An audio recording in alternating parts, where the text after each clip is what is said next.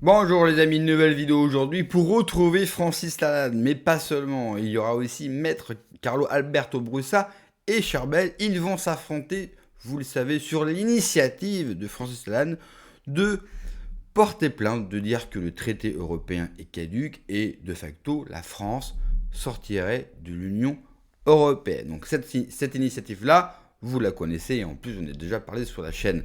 Ce que je voudrais aborder avec vous, c'est un autre point qui va énerver Francis Lalanne, sur lequel je serai entièrement d'accord avec lui. Et c'est un point important parce que c'est un point, et peut-être le point qui fait le plus peur aux gens pour une sortie de l'Union européenne. Mais juste avant de les écouter, comme d'habitude, n'oubliez pas de vous abonner, le pouce, le commentaire, le partage, le boost de la vidéo. On les écoute et on en parle juste après. Pour moi, personnellement, je suis absolument convaincu. Mais moi, je suis toujours un mec qui est terre à terre, en fait. Comme nous, hein. Ouais, non, mais Qu'est-ce qui te gêne? moi, ce qui me gêne, en fait, si tu veux, parce qu'il y a toujours cette grande absente qu'est l'Union européenne et son empire politico-médiatique. Un truc tout bête. Un truc tout bête. Ouais. Quand Florian Philippot parle de Frexit, par exemple, Ouais. on le stigmatise. Quand Asselineau parle de Frexit, on le stigmatise. Quand il se présente... Qui le style Même le peuple. Même le peuple. Laisse-moi juste finir ma démonstration. D'accord. Élection présidentielle 2022, on prenait Asselineau, pourtant qui représente des millions de vues sur les réseaux sociaux, sur les émissions, on le foutait à 23h avec les petits candidats. Alors que tout ce qu'il dit parle aux gens. Ça, c'est la première chose. Le pouvoir politico-médiatique, on l'aura contre nous, ça c'est clair, et ça tu le sais. Oui. Maintenant, il y a un autre... Mais là, c'est du droit, C'est là. toujours l'inversion des choses. C'est toujours Non, mais- le mandataire qui va tenter de convaincre le mandant, et c'est là que le gros... On laisse finir Charbel. Pardon, Je termine. Juste une chose. Tu parlais tout à l'heure qu'on a un levier énorme, c'est notre contribution. Pour 2026, on est à 28,78 milliards et l'année prochaine, on va passer peut-être à 34, je crois. 2026, pardon. Demain, le pouvoir politico-médiatique, dès que vous allez gagner, Oui. parce que Oui, on va gagner. vous allez gagner, dès que vous allez gagner, le pouvoir politico-médiatique, hormis les stigmatisations à deux balles, sans fondement, que les insultes, ça on en a rien à foutre, mais derrière... Et ils vont commencer à expliquer à la masse populaire qui est pendue comme ça, si tu veux, à BFM TV et à Pauline de Malherbe, sa grande copine. Non, mais c'est la vérité. Oui. Ils vont dire, mais attention, s'il se passe ça, mais les marchés vont s'affoler, on va plus nous prêter, la dette va exploser, notre taux d'intérêt va exploser, le déficit va exploser, on va plus... Rappelez-vous Elisabeth Borne, pure aimée Elisabeth Borne. Si jamais il n'y a pas de budget, c'était en 2024 je crois, ou 2023, Oui. les cartes vitales ne vont plus fonctionner au mois de janvier. Non mais tu te rappelles de Oui, ça bah, ou très pas? bien. Non mais tu vois, mais le Bennett moyen l'a gobé, Francis. Oui. L'a gobé. Oui, mais là, on est sur une action judiciaire. Non mais Ça n'a pas de rapport. non mais je suis pas dans l'action, là je suis après une fois qu'ils auront gagné. D'accord. Ce qui va se passer là, à la télé, tu vois. C'est Oui, comment mais ça d'accord, va se mais le transformer. juge aura dit qu'elle aura donné une décision, donc l'État Oui, devra voilà. appliquer une décision. Là, Mais ça n'a on pas de aura rapport avec rallié. les médias. On aura Mais rallié comment les- ça va se passer pour être appliqué? C'est ça que je dis. Enfin, on aura rallié déjà les autres pays européens qui vont se jeter sur la procédure avec nous pour aller avec nous au feu, et ils iront. Effectivement, on aura tous les médias contre nous qui continueront à faire de la propagande, mais on aura aussi les gens Marché. qui commencent à s'éveiller. L'histoire des Non mais je me marchés. fais l'avocat du Non, diable si tu L'histoire veux. des marchés, c'est de la rigolade, et tu le sais très bien. Et c'est une autre émission qu'il faut qu'on fasse pour expliquer aux gens que toutes ces peurs n'ont aucune raison d'être, que les menaces sur les taux d'intérêt, tout ça, à partir du moment où on récupère une monnaie nationale, à partir du moment où l'euro devient une monnaie complémentaire comme l'était l'écu pendant le marché commun, à partir du moment où on recrée de l'abondance en créant par exemple un crypto-franc avec une souveraineté numérique économique française et nationale, et que on collabore avec l'Union européenne, à partir de ce moment-là, tout ça, c'est Oui, de la- mais c'est de- quand Mais c'est mais ça alors, que je mais te tout dis. de suite, parce que là, on est dans une action. C'est-à-dire qu'on n'est plus dans de la parlotte, on est dans une action. Que cette action, elle est en train de faire tache d'huile. Que cette action, elle est regardée Non, mais par les... je crois que tu comprends pas ce que je Oui. veux dire vraiment. Moi, ce que je veux dire, c'est qu'une fois que le juge a rendu sa décision, comment tu fais appliquer, par qui tu fais Non, appliquer? on n'est pas en train de faire appliquer, on est en train de révoquer. On est en train Mais de... oui, mais attends, mais je d'accord. t'explique comment. Mais parce qu'il y a tout un tas Non, mais d'institutions attends, derrière. Ça se fait laisse-le pas comme parler. ça. Laisse-le parler. On est en train de révoquer l'édit de Nantes. Tu sais, c'est très simple. À partir du moment où on a fait valoir ce que de droit, c'est-à-dire qu'on a dit le droit et on a fait appliquer le droit. C'est-à-dire que on n'a pas, c'est pas un décret d'application d'une décision juridique. On a fait valoir une décision juridique. À partir de ce moment-là, nous sommes des démocrates et nous entendons faire en sorte que le peuple se mobilise pour que politiquement soient représentées les forces qui ont fait valoir ce que de droit. Et j'ajoute, tout à l'heure, Carlo parlait de Rousseau. Moi, tout à l'heure, je parlais du contrat social, je parlais de Hobbes, je parlais de Locke. Locke, c'est Hobbes, c'est le défenseur, c'est celui qui fixe les principes du totalitarisme, de l'absolutisme. Locke, c'est celui qui va fixer les principes du libéralisme, et Rousseau de la démocratie. Le problème, à l'heure actuelle, c'est qu'on continue à faire croire aux gens que nous sommes en démocratie, alors qu'on est dans un système libéral, c'est-à-dire où on délègue la souveraineté. Mais à partir du moment où le citoyen et l'individu se mettent d'accord pour devenir législateur, c'est-à-dire à partir du moment où l'individu Francis Lalanne, il est d'accord avec le citoyen Francis Lalanne, il est législateur, c'est lui qui fait les lois. Oui, la démocratie. À partir de ce moment-là, à partir de ce moment-là, l'exécution de la décision de la volonté populaire n'est plus un problème, parce que l'exécutif ne fait plus les lois, il se contente de les exécuter. Je pense que ce que veut dire Charbel, j'ai compris, c'est qu'en 2005, il y a eu ce vote contre. Et puis Sarkozy fait sa campagne présidentielle, je me rappelle très bien, j'étais dans le staff à l'époque, et il disait on va faire. Ah, je sais. J'ai même fait campagne pour le oui.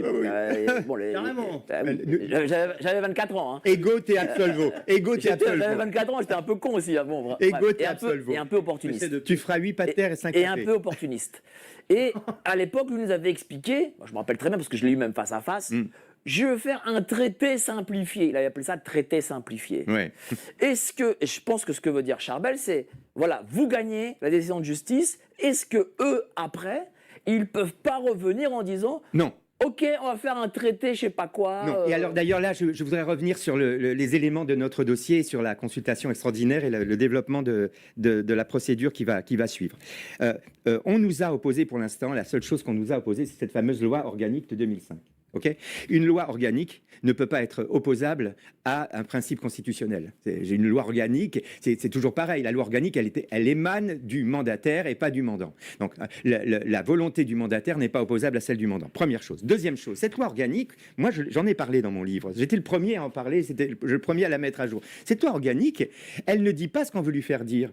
Cette loi organique, elle dit que c'est le mandat des sénateurs qui va être renouvelé plus tard. Attention, c'est-à-dire le renouvellement du mandat des sénateurs plus tard, ça ne veut pas dire le renouvellement de ceux qui ont terminé leur mandat. C'est-à-dire qu'on va renouveler au Sénat un certain nombre de sièges qui sont vacants et on va les pourvoir en sénateurs. Mais les pourvoir en sénateurs ne veut pas dire qu'on va prolonger pour autant le mandat des précédents sénateurs. Donc, on fait dire à cette loi organique, qui ne peut pas être opposable à un principe constitutionnel, on lui fait dire ce qu'elle ne dit pas. On lui fait dire qu'elle a prolongé le mandat des sénateurs. Cette loi organique, monsieur Asselineau, cher François, à qui j'adresse un témoignage de sympathie affectueux, cher François, cette loi organique, contrairement à ce que vous avez prétendu, ne dit pas que le mandat des sénateurs a été prolongé. Cette loi organique dit que ces fauteuils seront pourvus en sénateurs plus tard que prévu.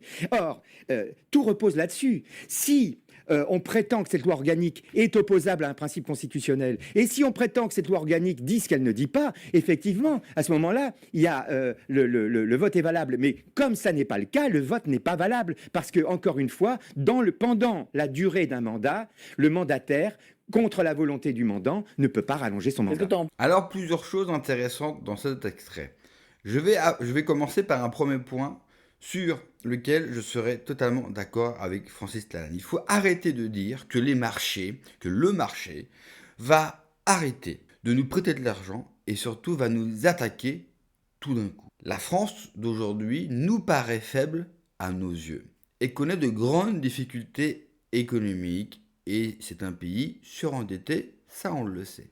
Sauf que malgré tout cela, et c'est déjà pas mal, la France a tellement d'atouts économique, a tellement de patrimoine, a tellement de richesses. N'oubliez jamais, la France n'a jamais été aussi riche de son histoire. Ça peut paraître dingue, et c'est justement ça le problème, c'est qu'on n'a jamais été aussi riche, mais pourtant le pays n'a jamais été, surendetté, et notre population jamais été aussi pauvre. Donc moi, je ne crois pas à cette théorie.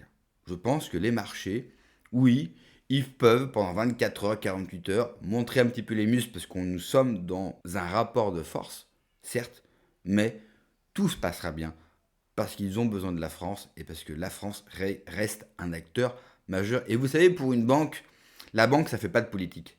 La banque, ce qu'elle voit, c'est que la France a un énorme potentiel qu'elle n'utilise pas. Et si demain vous l'utilisez, si demain vous faites les réformes nécessaires pour relancer le pays comme il devrait être, rassurez-vous, on va nous prêter de l'argent. Second point, et les autres points, où pour le coup, je ne serais pas du tout d'accord. L'initiative menée par Francis Lalanne et par Carlo Brussa, l'avocat Carlo Brussa, je la comprends, elle est légitime, elle est noble, il n'y a pas de souci, moi je partage leur combat. Mais je ne vois vraiment pas comment cette initiative pourrait réussir. Vraiment, si elle réussit, je leur dis chapeau, et il faudra tous leur dire chapeau, mais c'est, à mon sens, une perte de temps. Ensuite, Francis Lalanne dira, oui, mais tu verras, plein de pays seront d'accord avec nous et partiront avec nous. Moi, ça, il faut aussi arrêter ce mythe de on partira avec d'autres pays. C'est aussi la fameuse théorie que nous vend Nicolas Dupont-Aignan, par exemple, c'est-à-dire il faut qu'on sorte avec d'autres pays pour avoir plus de points, machin. Il faut arrêter ce fantasme. N'oubliez jamais, la plupart des pays dans l'Union européenne reçoivent de l'argent. Il y a très peu de pays contributeurs nets. Des pays comme la Pologne ou la Hongrie, je vais en citer que 2, reçoivent de l'argent. Nous finançons nous-mêmes leurs usines qui étaient auparavant chez nous. Donc ces pays-là qu'on a relancés, qui grâce à notre argent et grâce à nos entreprises ont des usines, ils vont se dire non, on arrête tout ça parce que eux, l'Union européenne pour eux, ce n'est qu'un pari gagnant. Imaginez, vous allez au casino et à chaque fois que vous mettez une pièce, que vous jouez, vous gagnez. Eh bien, l'Union européenne, c'est ça. Pour la plupart des pays au sein de l'Union européenne, et vous voulez qu'ils la quittent. Et je rappellerai que la plupart des gens à la tête de ces pays-là sont des européistes fanatiques et convaincus. Et je ne vois pas comment des gens convaincus par une chose, que je dis, attends, il y a 2 gars en France qui ont gagné un procès en démontrant que le traité est caduc, loi organique, je sais pas quoi. Allez, on sort. Il faut arrêter de vendre du rêve et du fantasme aux gens. C'est à mon sens une perte de temps. J'ai énormément de respect, et vous le savez, pour Francis Lalanne et pour Maître Alberto Brussa. Là n'est pas le problème et j'espère qu'ils ne prendront pas mal mes propos. Mais toute initiative, tout fantasme politique, vous le savez, moi je le réfute sur la chaîne. Parce qu'on perd du temps avec ça. Ensuite, dernier point qui n'est jamais abordé, c'est quand même le plus important, c'est la population française. Comment la population française réagira à cela? Est-elle pour une sortie de l'Union européenne?